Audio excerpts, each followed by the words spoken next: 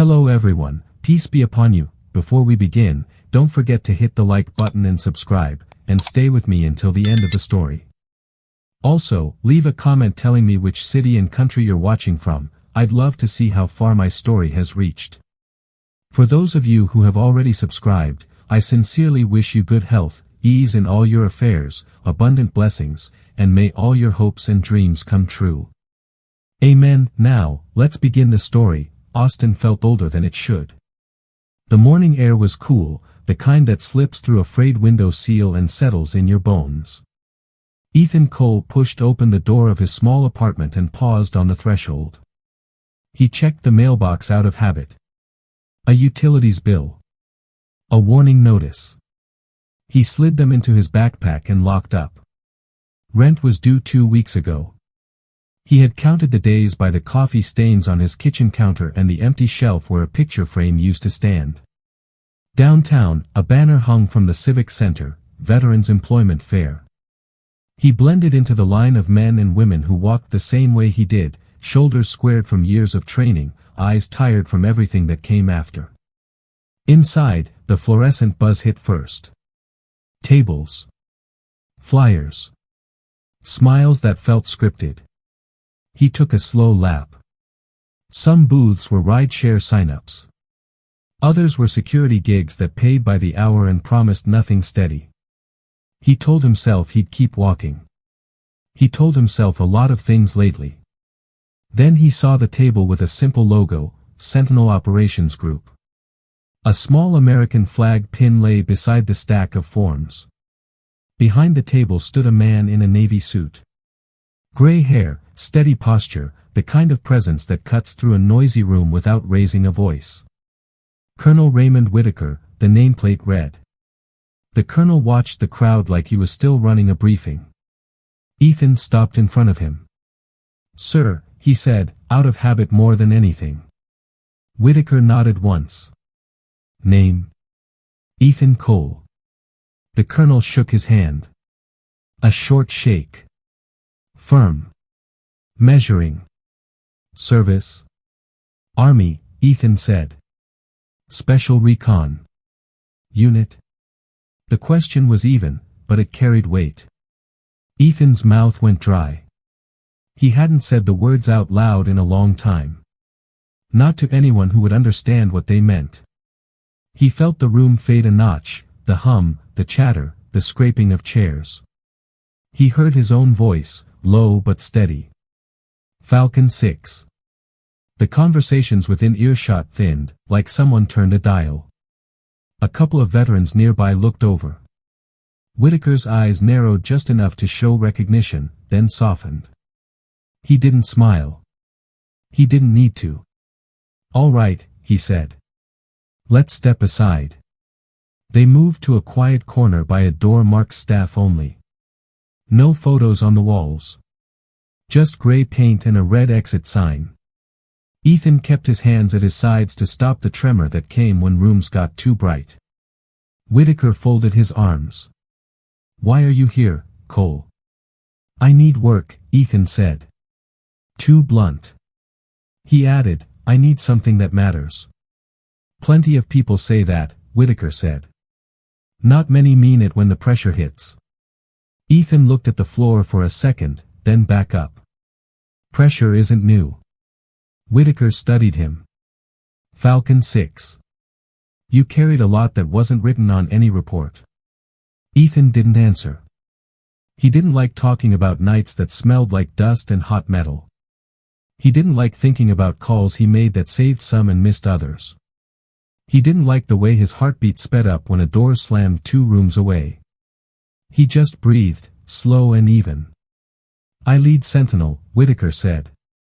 "We take veterans, we retrain them, and we give them missions that protect people, not break them. It's not a charity. It's a standard. We work with agencies, non-profits, hospitals. We move aid. We secure sites. We keep things calm where they want to turn ugly." Ethan nodded once. He could feel the old part of his mind wake up, the checklist part. Routes. Radios. Overwatch. Extraction. He pushed it down and listened. There's a seat for you if you want it, Whitaker said. But I won't hire a ghost. I need a man who can stand in front of a team and keep his voice level when it counts. Ethan looked past the colonel to the main hall. The fair moved on without them. A recruiter laughed too loudly. Someone dropped a stack of pamphlets. Somewhere in Denver, a 9-year-old girl put a sticker on a notebook and wondered if her father would call this week. He swallowed. I can stand in front of a team, he said. Whitaker tilted his head. Tomorrow. Dallas. 0800, bring a change of clothes and be prepared to train. Understood. 2 things, Cole, Whitaker said. First, Sentinel isn't a place to hide. Second, if you show up all the way. Ethan let out a breath he didn't realize he was holding. I can do that. They shook hands again. The colonel returned to his table like he'd just closed a routine brief. Ethan stepped back into the current of the hall. The noise came rushing in. He pocketed a card, walked past booths that now looked smaller than they had 10 minutes ago, and pushed through the glass doors to the street. Outside, Austin traffic rolled slow. Food trucks opened their windows. A city worker hosed down a sidewalk. Ethan sat on a bench and pulled his phone from his pocket. No service. He smiled at the absurdity of it, then put the phone away and looked at the sky. Blue, clean, simple. He walked home with a lighter step, but the apartment was the same. The door stuck. The fridge hummed. He made coffee he didn't need and stared at the counter while it dripped. A photo of a little girl face down in a drawer crossed his mind. He slid the drawer open, flipped the photo over, and set it where the cup would go. Hey, Soph, he said, like she could hear him. He packed a small bag. Boots, socks, a clean shirt. He wrote a note and taped it to the inside of the door, Dallas, 0800. Don't be late. He sat on the edge of the bed and tried to slow his thoughts. He closed his eyes and saw a dark road lined with cinderblock and wire. He heard radio static and a voice calling his name. He opened his eyes and focused on his breath. In. Out. Count 4. Again. Night settled quiet. He didn't sleep so much as wait. At first light, he locked up and headed for the bus station. The driver nodded when Ethan climbed aboard. A soldier's nod. No words. The highway slid past scrub and billboards and wide Texas sky. He watched the mile markers and thought about what he'd say if someone asked him why he left and why he stayed gone so long. He didn't come up with anything that sounded right. Dallas rose out of the haze near mid-morning. Glass, steel, clean lines. He checked the address twice, then walked the last 4 blocks to Sentinel Operations Group. The building wasn't flashy. Brick. A flag out front. A receptionist who took one look at him and said, "You must be Cole. Colonel's expecting you." In the lobby mirror, he caught his reflection. He didn't see a ghost. He saw a man with a long week behind him and a longer one ahead, standing upright anyway. He squared his shoulders, touched the doorframe like it was a habit, and followed the hallway toward a closed conference room where a voice he recognized said, "Come in." He turned the handle and stepped through into a conference room that smelled like coffee and fresh paper. Ray Whitaker stood by a whiteboard with a map of Texas taped up and red string pinned across the El Paso grid. Maria Delgado sat with her arms folded, Tony Gallagher flipped a pen between his fingers, and Sam Brooks had a laptop open with a radio kit case at his feet. No one wasted time on small talk. "Cole," Ray said, motioning him closer. "This isn't a hiring pitch. It's a briefing. Sit." Ethan took a chair. Ray tapped the map. Humanitarian convoy. Food and medical supplies.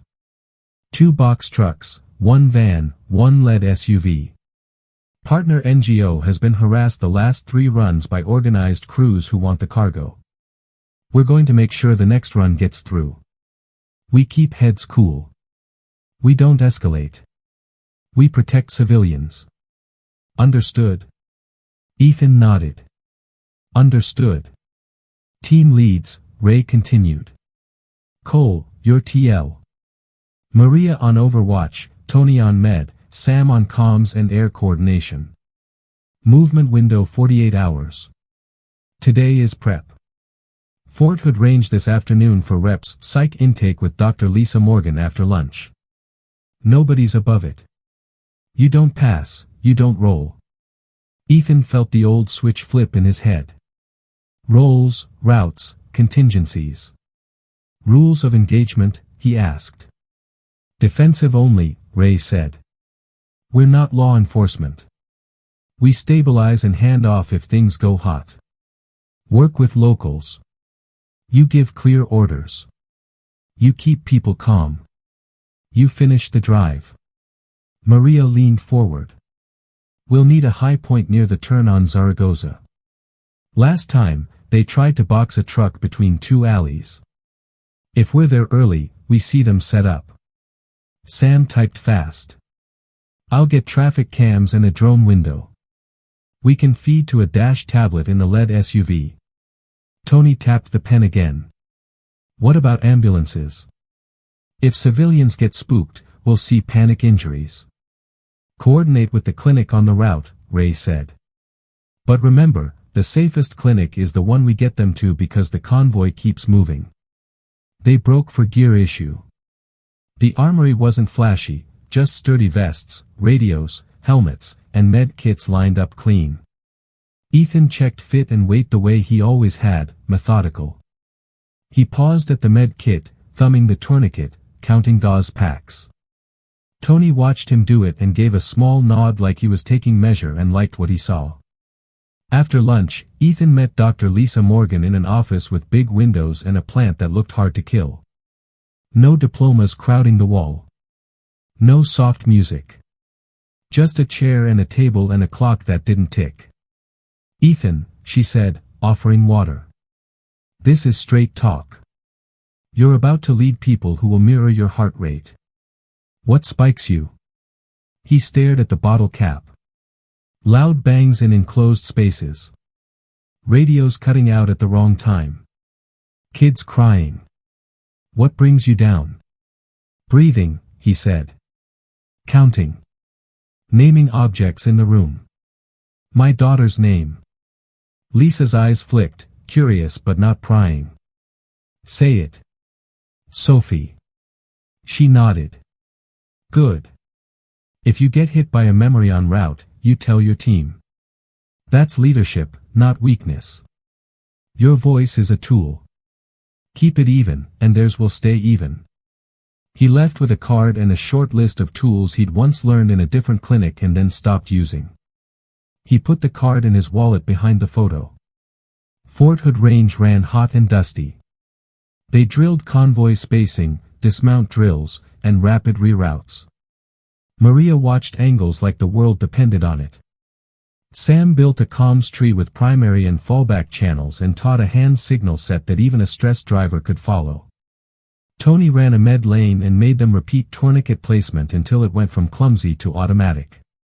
On the last rep, the instructors killed the radios mid-scenario. Ethan felt the snap inside his chest. For a second the range vanished and a broken valley climbed out of the past. He tasted dust.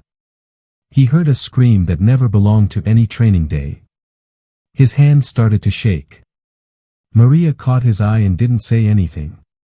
Sam lifted 2 fingers, the signal for, "You're on," calm as a weather report. Ethan dragged a breath in, named 3 things, orange barrel, black truck, white sign. "We're fine," he said into the dead radio, voice level on purpose. He signaled with his hand and moved the convoy through the turn. When they finished the lane, nobody made a speech. They just reset targets and kept drilling. Back in Dallas near dusk, Ray gathered them again. Intel says the crew likes to stage on Paisano. They've got spotters on foot. They use squeeze tactics. We'll shift the route 2 blocks north and add a phantom lead, empty SUV with a driver to draw eyes. Driver? Sam asked. I'll take it, Maria said, already planning. Negative, Ethan said. I want Maria watching roofs.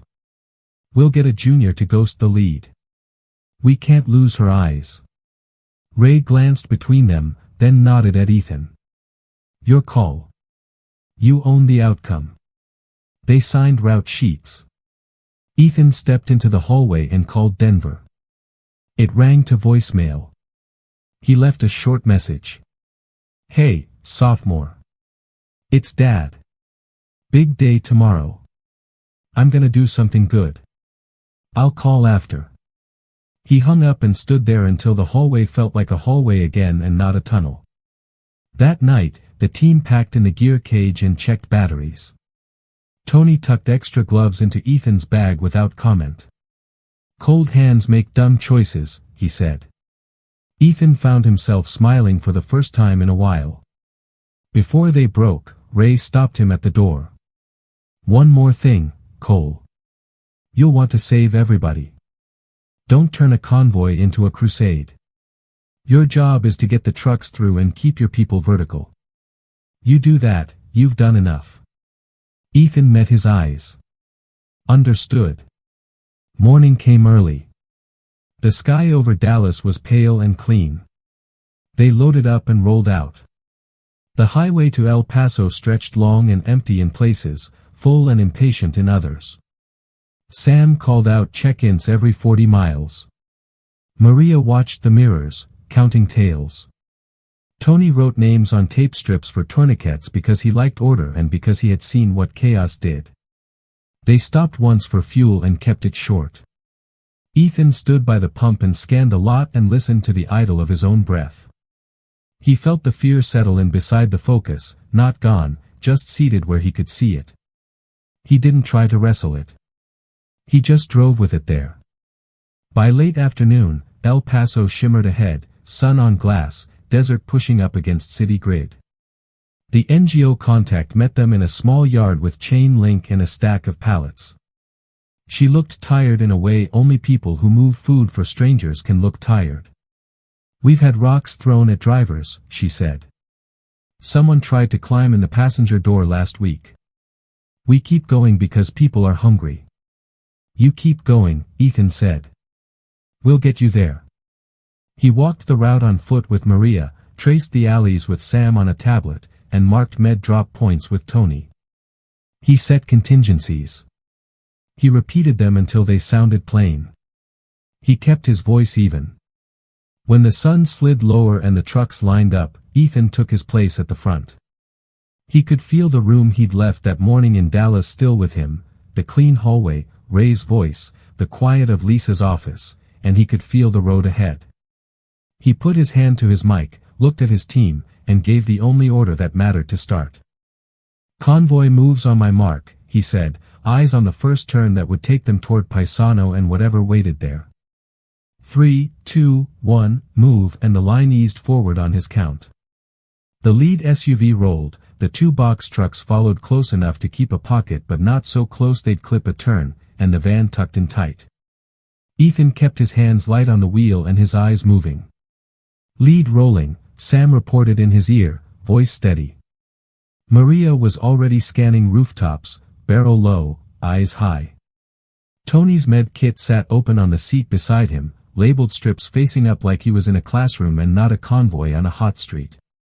The first 3 blocks were clean. Kids watched from porches. A dog barked and chased, then lost interest. Ethan called a check every corner. Clear left. Clear right. Keep it smooth. He didn't say fast. Fast breaks people. Smooth gets them home. A sedan nosed out of an alley and froze when it saw the trucks. Ethan lifted a hand, palm out, universal sign, wait. The driver nodded and backed up, nervous eyes flicking to the pallets in the truck beds. Cameras show 2 lookouts at the corner store on your 2 o'clock, Sam said. Ball caps, gray hoodie, one on a phone. I have them, Maria said. No weapons visible. Watching our mirrors. Copy, Ethan said. He kept the convoy rolling. The route bent toward Paisano, then north 2 blocks per the change. The city noise thinned, replaced by that desert hush that makes your own tires sound too loud. At the next intersection, a pickup drifted across the lane and stopped with its hood up like a tired animal. 2 men stood over it arguing, too animated. Ethan felt his chest tighten. Sam, he said, I want eyes on the bed. Working, Sam said. Camera can't see the bed. Angle's bad. Maria. Windows taped, she said. No read on the bed. The one on the left keeps checking his watch. Tony murmured, could be nothing. Ethan nodded even though no one could see him. Could be. We're not gambling. He keyed the mic, phantom lead, approach slow, hazard lights on, 30 yards out then stop. We hold offset. The empty decoy SUV rolled forward with a reserve driver from the local roster. He stopped short. The 2 men looked up and waved him around, exaggerated friendly. Ethan's jaw set. We're taking the alternate, he said. Left on Maple, then back up Serena. Copy, Sam said. Pushing it to tablets. They turned. The pickup stayed put. The men didn't follow. Ethan exhaled once but didn't let the thought finish. He counted windows, doorways, and the shadow of a satellite dish that meant a flat roof where someone could hide. Movement back of the laundromat, Maria said. 2 more. 1 backpack. Backpack? Tony said. That's either clothes or a problem. Not waiting to find out, Ethan said. Stay tight. If a driver hesitates, we push them through with voice and bumper. They cleared the laundromat, then a church with a hand-painted sign, then a corner where 3 teenagers filmed the convoy on a phone. Ethan felt the old noise start behind his ribs, the one that says this is when things go wrong because they look so right. He breathed. He named 3 things again. Red awning. Yellow curb. Brown door. The noise stepped back a pace. Halfway to the clinic drop, a bottle smashed on the asphalt near the second truck. Harmless, but loud. The driver flinched. The truck drifted. Ethan was already talking. Stay centered. You're good. Eyes forward. The driver corrected. I got you, Tony said in his calm medic voice from the van, a tone that lowers heart rates without trying. Spotter on a bike trailing 2 car lengths back, Sam said. Blue sweatshirt. He keeps talking into his sleeve. Maria. Have him, she said. No grab. Just tracking. The bike peeled off at the next alley. Ethan didn't like ghosts he couldn't pin, but he liked giving chase even less. We stay on mission, he said, words for the team and for himself. They hit their first stop, a community center with a line already formed. Volunteers moved fast, practiced. Tony helped a man sit when his leg cramped. Ethan stood with his back to the trucks and scanned. No one rushed. No one yelled. They were done in 20 minutes. He marked it as a win and refused to cheapen it with a, for now. Back on the road, the air felt heavier. The sun climbed. A heat shimmer turned the end of the block into a mirage. Radio check, Ethan said. Each voice came back clear. He sipped warm water and kept moving. Eyes front, Maria said. 2 vehicles parked opposite each other up ahead. Narrow. Ethan saw it then, the squeeze Maria had called in the brief.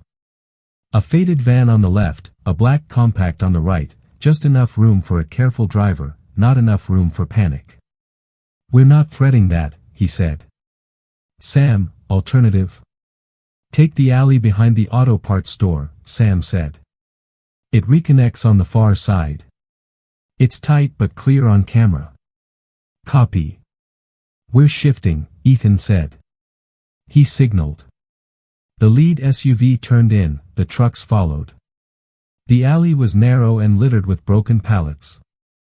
A tarp flapped from a fence. A dumpster blocked half the path. "Hold," Ethan said. "Maria?" "I'm up," she said. "Rooftop right." "Tony, eyes on tires," Ethan said. "We're not popping a sidewall in here." A man stepped out from behind the dumpster holding both hands up.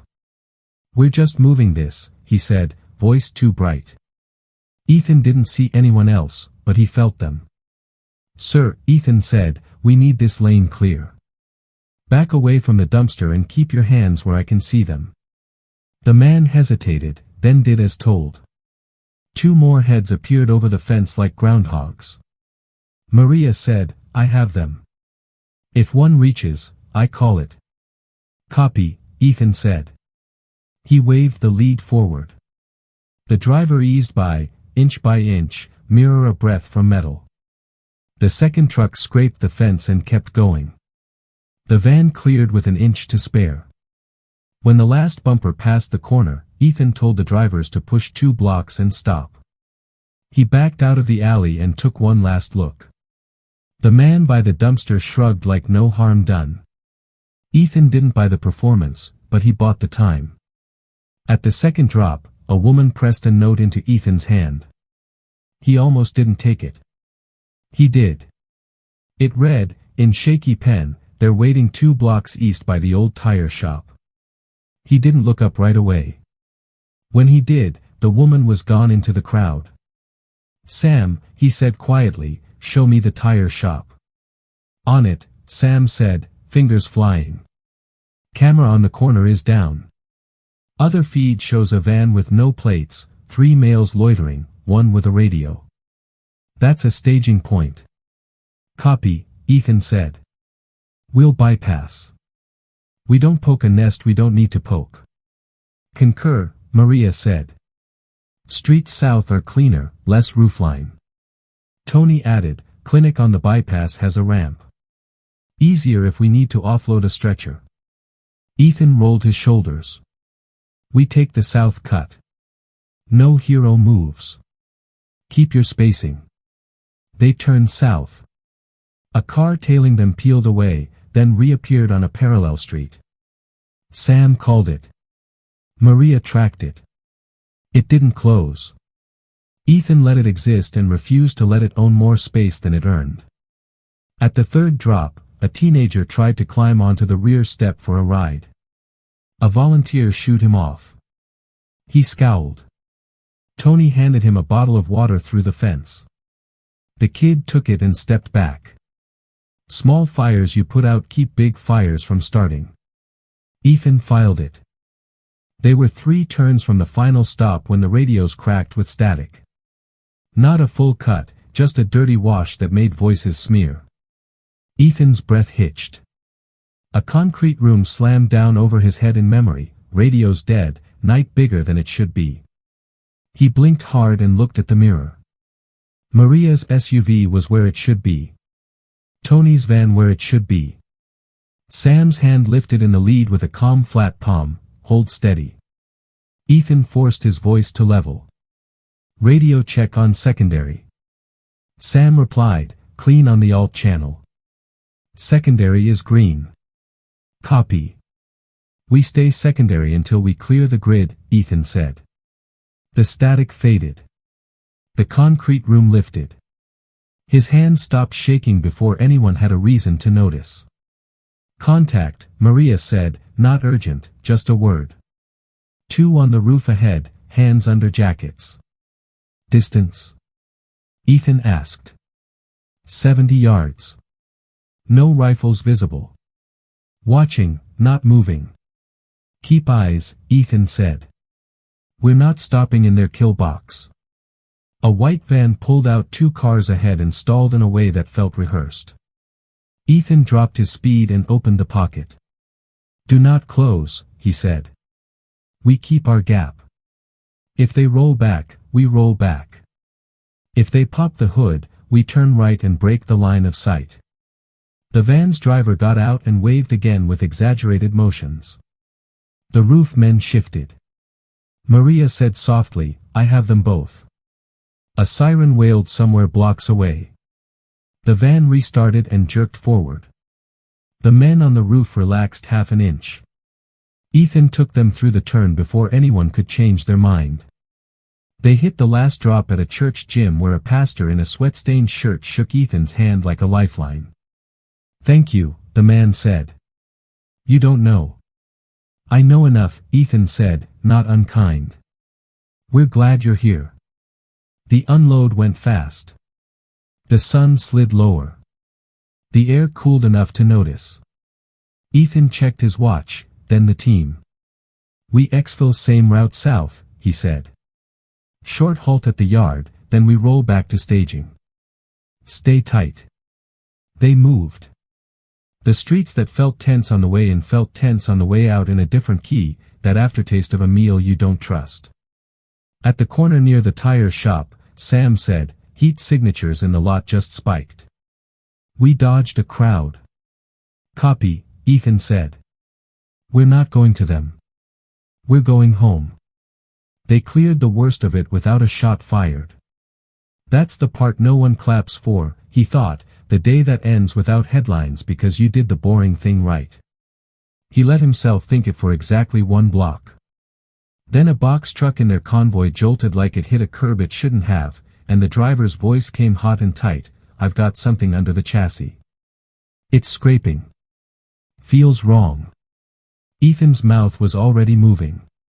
"Do not stop in the open. 1 more block to the yard." "Maria, eyes on undercarriage if you can." "Sam, get me the gate hot." "Tony, stage for a quick check." "We do not bunch. We roll."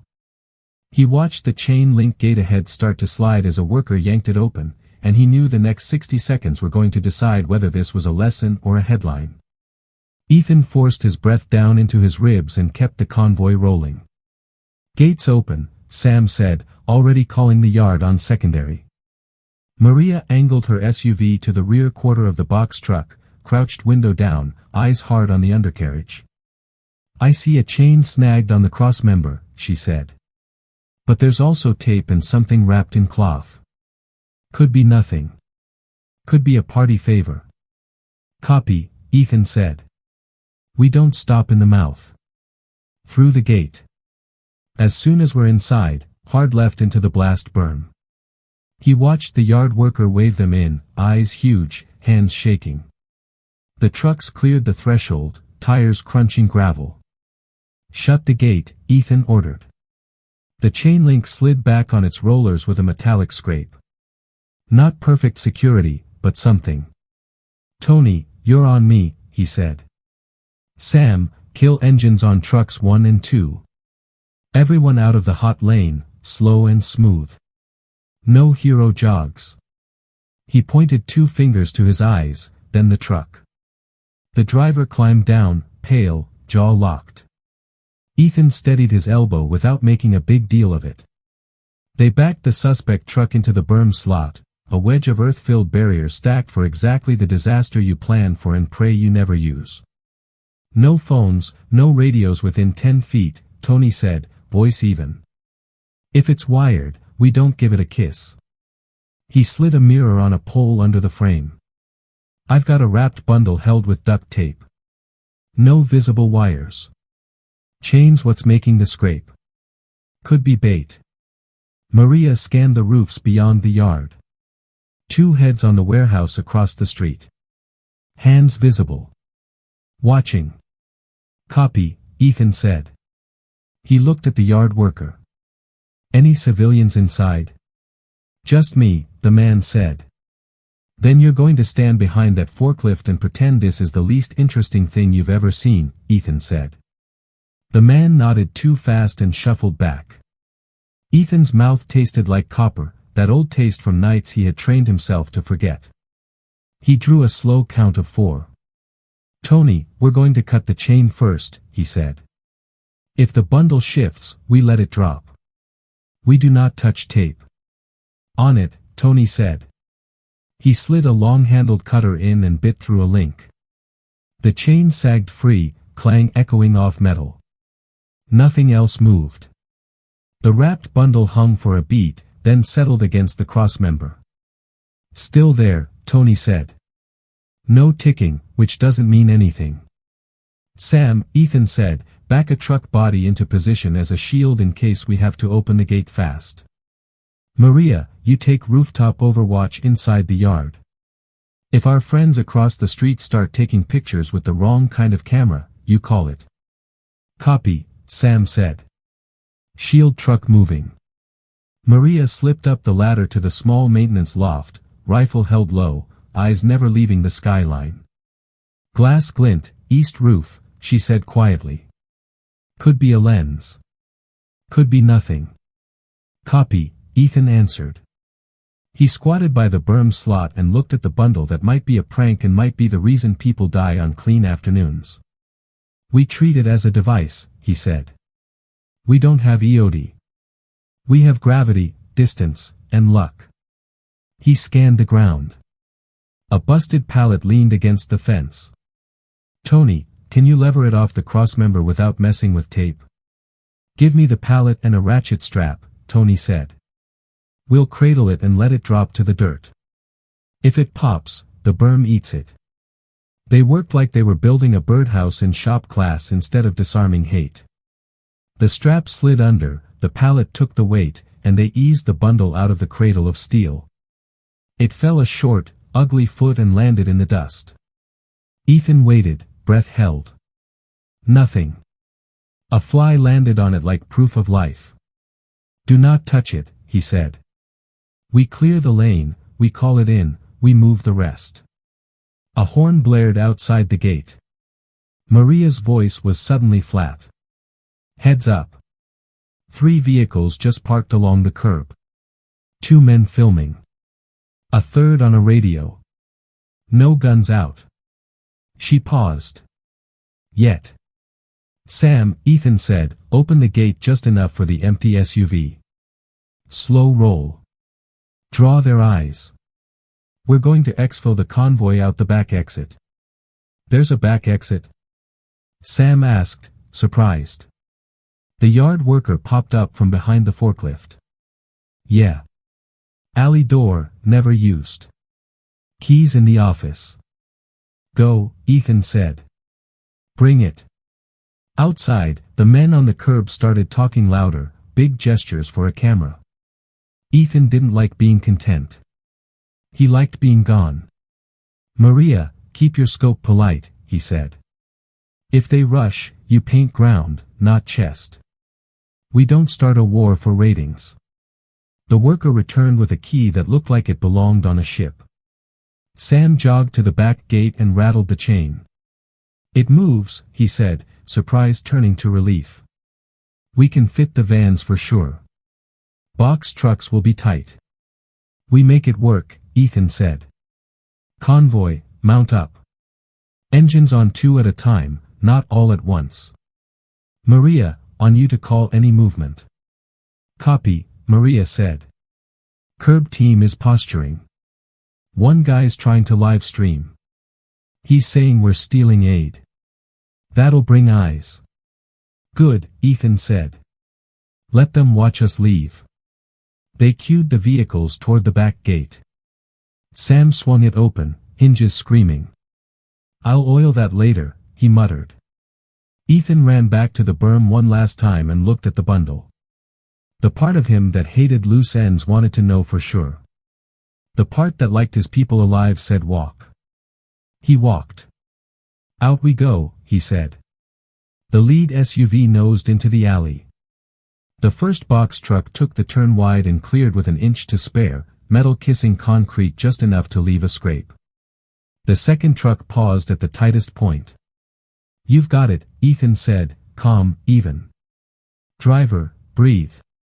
Turn the wheel a quarter. Ease. Good. Good. Keep it coming. The truck slipped through like a large dog through a small door. They didn't look back. The alley spit them out onto a side street that led toward the south route they'd used on the inbound leg. Sam, call the yard to close that gate and call in the suspicious package, Ethan said. Anonymous tip. They'll bring the robot. We didn't touch it. Copy, Sam said, already dialing. Maria, last look, Ethan said. She pivoted, scanned, and exhaled. We're ghosts. They rolled. The sun had swung past its peak and threw long shadows across the road. Ethan listened for the riff of sirens that would mean EOD had arrived at the yard. He heard none, then one, then two. Good. Let professionals play with the bundle. Let them find a chain and tape and maybe sand. Let them find a battery and wire and call him lucky. Traffic heavy ahead, Sam said. Waze shows a fender bender on the frontage road. We can skirt through the warehouse lane and make time. Do it, Ethan said. They dipped into the lane. Forklifts paused to let them pass. A woman in a safety vest flashed them a thumbs up. Ethan felt his shoulders loosen a fraction. Then the radio snapped with a burst of frantic voice. The NGO contact, breathless, we've got families backed up at the east lot. Someone blocked the gate with a junker and a chain. Can you? Ethan braked his thoughts, not his wheels. The old reflex said swing back, smash the chain, rescue the day. Ray's voice from yesterday cut in, don't turn a convoy into a crusade. He looked in his mirror and saw Maria's eyes in her own mirror, asking the same question, do we return and help, or do we finish and let locals handle it? He keyed the mic, Sam, can PD get there faster than we can? On the line, Sam said. 2 units en route. 3 minutes. Contact, Maria said quietly. 2 men jogging from the warehouse fence toward the families. No visible weapons. They're pulling phones. Tony added, if those kids panic, you'll see trampling. The fork in the road stood there, ugly and simple. Mission says keep moving. Heart says turn. Ethan looked down the empty stretch that would take them home clean. He looked back at the chaos he could already feel building. He picked the thing he'd have to live with. We're turning, he said, firm. We go back and hold the lot until PD clears the gate. Defensive posture only. We use vehicles as walls. We keep the families calm. We are not the story. We are the reason there isn't one. Copy, Maria said, no judgment, just motion. Sam flipped the route. Tony cracked his knuckles and checked his bag. They rolled into the east lot hot but not loud. Ethan put the lead SUV sideways to create a shield. Maria parked her unit angled to cover the gap. Sam, get on loudspeaker, Ethan said. English and Spanish. Calm, clear. We're here to keep people safe. Officers are coming. Sam's voice poured out of the roof speaker like a soothing public radio host. The initial ripple of panic slowed. The junker blocking the gate groaned as 2 men rattled the chain for show. Ethan stood in the open door frame so he could be seen and measured. Hands free. Palms visible. He felt eyes on his back and trusted they were his team. Tony, water, he said. Small acts. Tony moved through the crowd with open hands, passing bottles, checking a woman whose breath was hitching too fast. Just breathe with me, he said, that medic voice wrapping the air in cotton. A man with a phone in Ethan's face said, why are you blocking the food? Ethan didn't look at the lens. We're keeping the kids from getting crushed, he said, and then he pointed as PD cruisers slid into view, lights on, sirens off. 2 officers took the chain off the gate in 30 seconds with a cutter they carried for exactly this. The junker rolled aside, pushed by 3 neighbors and the officer who still had coffee in his other hand. The crowd's energy shifted from loud to moving.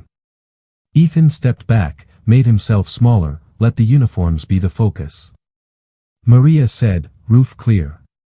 No one filming now. They didn't get the show they wanted. Good, Ethan said. Convoy, reform on me. We're done.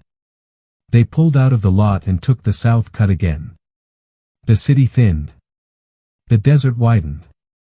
Ethan's pulse eased down a notch at a time, like a machine powering off. Sam reported the yard. EOD found a weighted decoy, chain and sand, some tape to make it look mean. No bang. Still counts, Maria said. They wanted you to stop in the open. They didn't get it, Ethan said.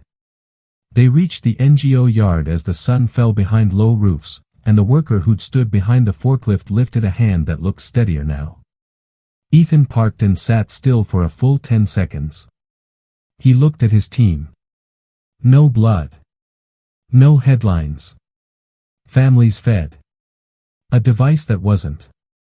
A choice that was. Ray's words came back, you finished the drive. Ethan had turned and still finished. He'd bent the rule without breaking it. He keyed his mic one last time. Good work, he said, simple. We go home. He didn't mean Dallas yet.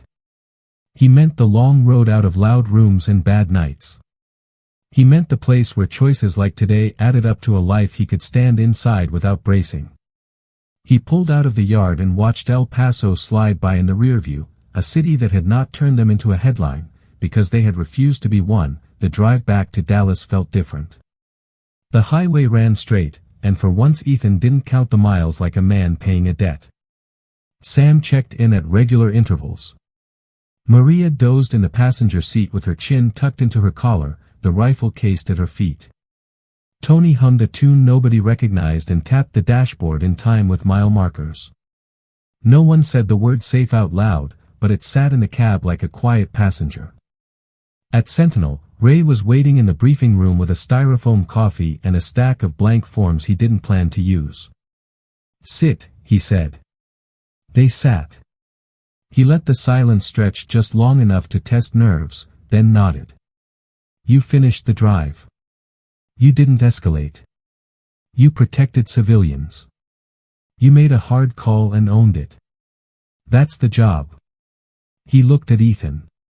You bent the mission for the right reason, then brought it back into the lane. Next time, call me before you turn if the clock allows. But if it doesn't, do exactly what you did, make the call you can defend. Maria lifted a shoulder. EOD says the package was sand and spite. Ray's mouth twitched. There's plenty of that to go around. Good read, moving to the berm. Good use of the back gate. And whoever thought to put water into panicked hands, he glanced at Tony. That kept small injuries from becoming big ones. They ran a clean debrief. Sam played short clips, the squeeze setup, the alley clearance, the yard extraction. Ethan kept his comments simple. What worked? What didn't? Where he hesitated and why. He didn't embellish. He didn't sell. He just put the facts on the table and let them be as heavy or as light as they were. When the room cleared, Ray stayed behind. Walk, he said, and led Ethan down the hall. They stopped by the glass case where Sentinel kept a handful of unit patches veterans had left over the years. Ray tapped the glass with a knuckle.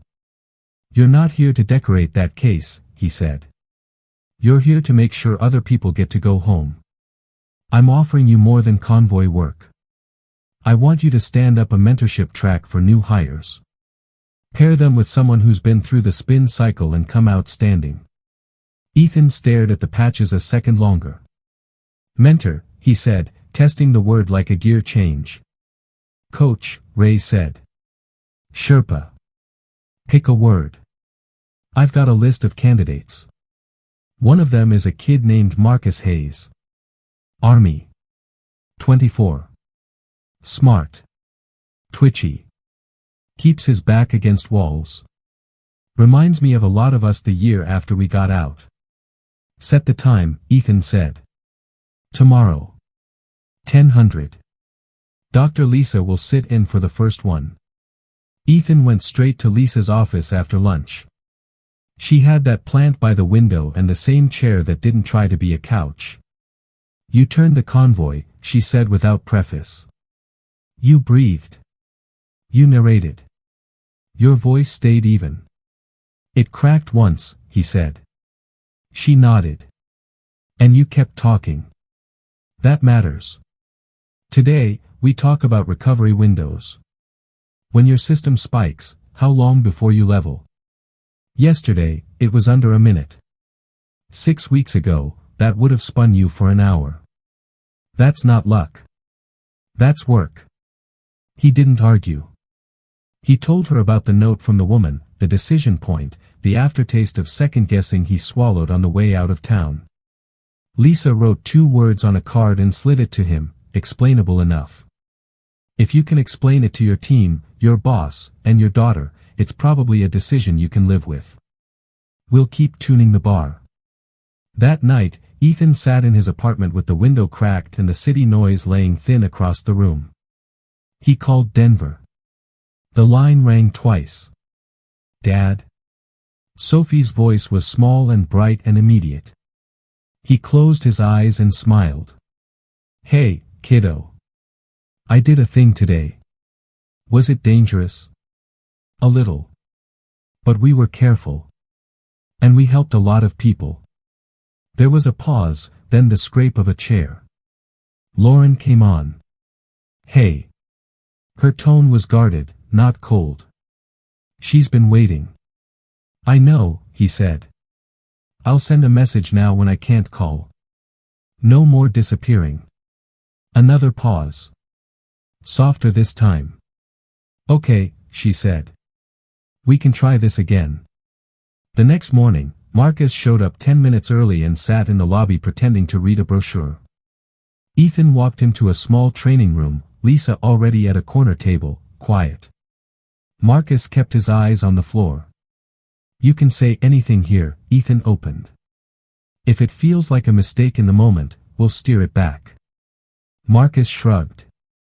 I can't sleep without a wall.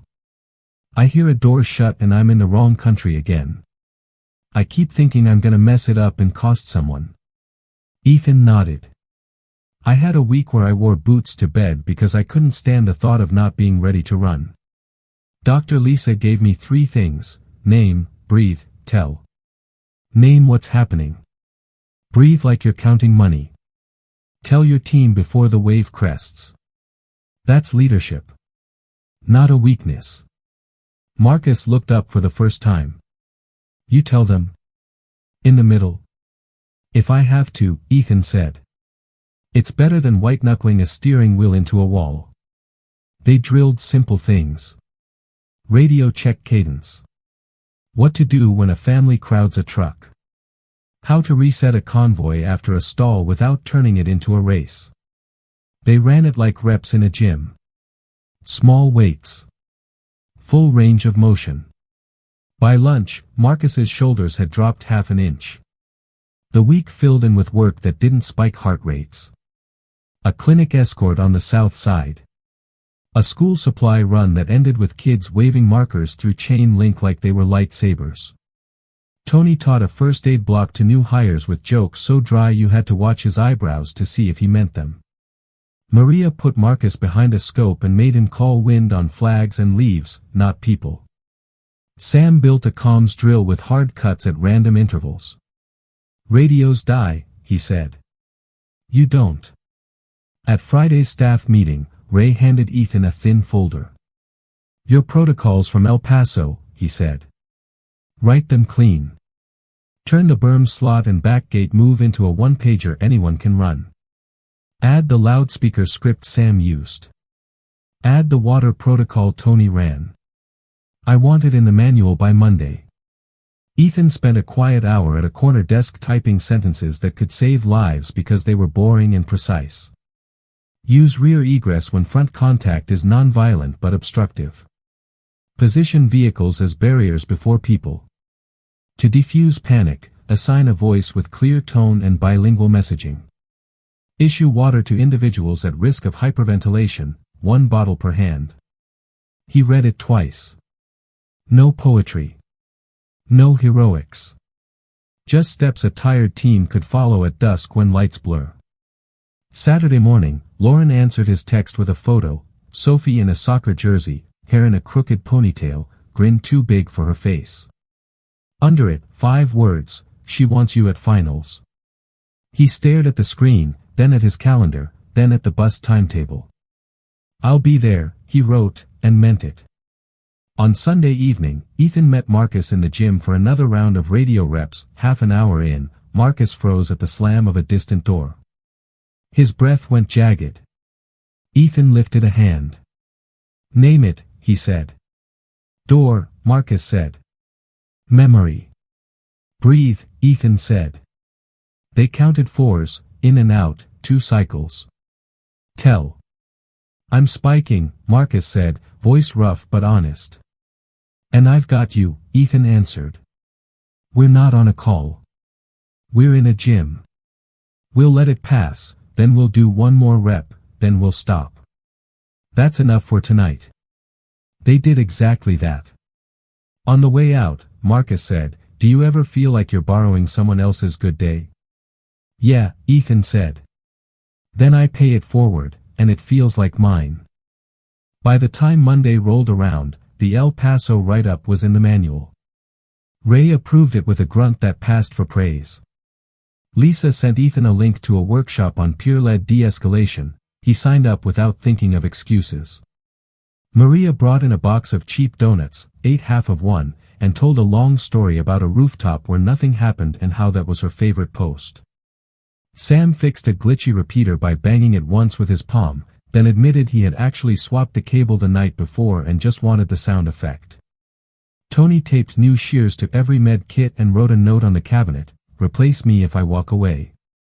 Ethan closed the day by standing in the empty briefing room, reading the one-pager he'd written like it belonged to someone else now, someone the team could lean on. He touched the edge of the table the way he touched door frames, a small ritual that said, "I'm here." His phone buzzed. A message from Lauren. She scored a goal. She asked if you saw it. He typed back, "I'll see the next one. Promise." He turned off the lights and stepped into the hallway. The building hummed like a living thing, air vents, distant laughter, the beep of a badge reader. He didn't brace. He just walked. Outside, the air was warm, the same city he'd left before El Paso and yet not the same at all. He stood for a second under the flag by the door and let the scene settle, a quiet evening, a finished shift, a plan for tomorrow that didn't taste like fear. He headed home without checking over his shoulder. The night didn't press in. It just was. And for the first time in a long time, the word that came to mind wasn't wary or numb or fine. It was simple and honest and enough. Home was no longer a word he said to convince himself he was fine. It was how the evening felt when the door closed and the room stayed quiet. A week later, that quiet followed Ethan onto a bus headed southeast, a garment bag on his lap and a folded program tucked in his pocket. The print on the program read, Houston Veterans Hall, Community Honors Night. He read it once, then watched the flat Texas fields roll past until they became suburbs and then city. Ray met him at the side entrance, already in a suit. "You'll speak third," he said. "Keep it clean. Tell the truth. Don't carry the whole world on your back. Just carry your part." In the green room, Maria tightened a strap on her heel and grinned. "Don't worry. If you freeze, I'll clap first." Tony set a small bottle of water by Ethan's chair like it was a medical order. Sam tested the house mic, counted to 10, and gave a thumbs up from the curtain gap. Lisa slid a note card into Ethan's hand with 2 words he knew by now, explainable enough. He tucked it behind his watchband. The hall filled with people who wore their years on their faces in honest lines. Families, vets, neighbors. A banner hung over the stage. A color guard marched the flag in with measured steps. When the MC called Ethan's name, he walked out into the lights that made everything in front of him brighter and everything behind him fade. He told a simple story. He told them about Austin mornings that started with bills and ended with a note on the door that said Dallas, 0800. He told them about a job fair and a question that moved the air in a room, call sign, and how saying Falcon 6 out loud felt like turning a key you didn't know you still carried. He told them about a convoy that should have been quiet and about a yard with a bundle that might have been danger and turned out to be sand and spite. He told them about choosing to turn back when the math said keep going, and about holding a lot steady until help arrived. He didn't call himself brave. He called his team steady and the families resilient. He called the work small and necessary. He didn't talk about every night he had ever lost to a door slam.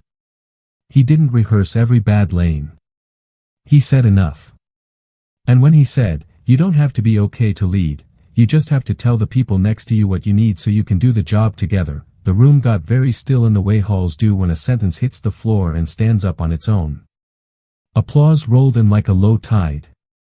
He stepped back. Ray came up beside him and didn't make a speech.